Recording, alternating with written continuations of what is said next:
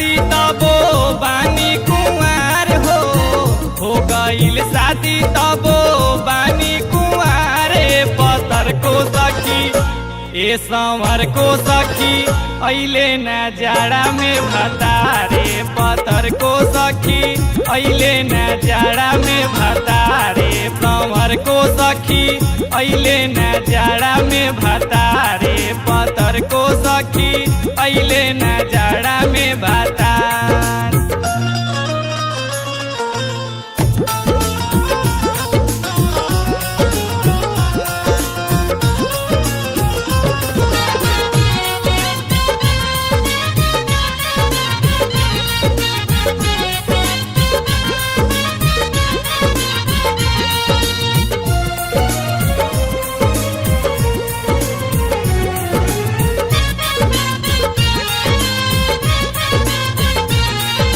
चम चम चम के माथे के बिंदिया होठ के लाली सुखाला हो कमर कमानी पहिला उठानी फेरा तलब के माला हो।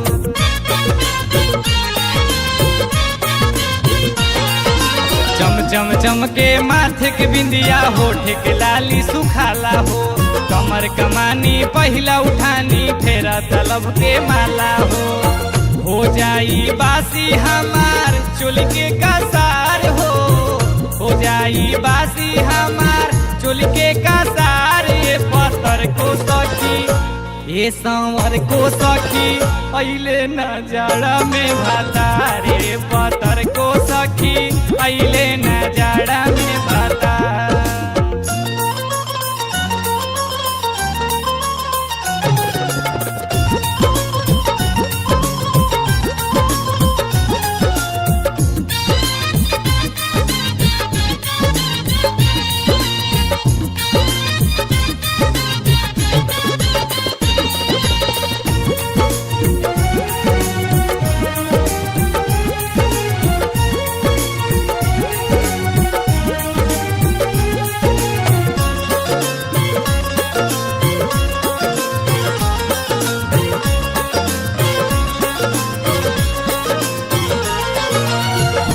बाबे हाया दीदी देवरा के स्टाइल हो रोज नहा के तेल लगा के मारे लाए स्माइल हो।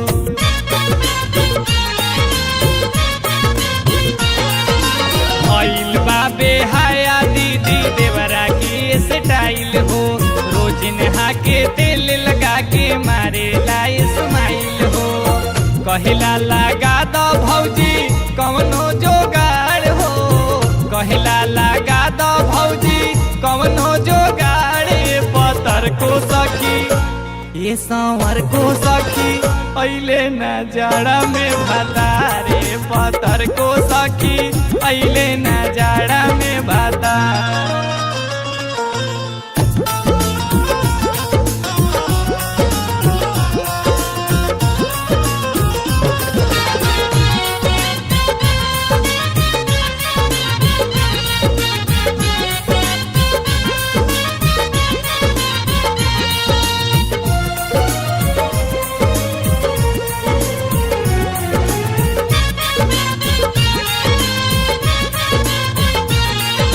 जनती तो हम ना करे देती पापा के विदाई हो अब तो मनवा करो तावे ओढ़े के रजाई हो।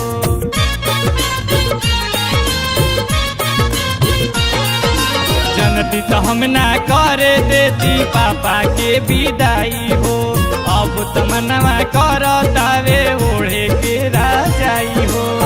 पियौ धनंजय कबले करी इंतजार हो पियौ धनंजय कबले करी इंतजार पतर को सखी ये सांवर को सखी अइले न जाड़ा में भतारे पतर को सखी अइले न जाड़ा में भतार।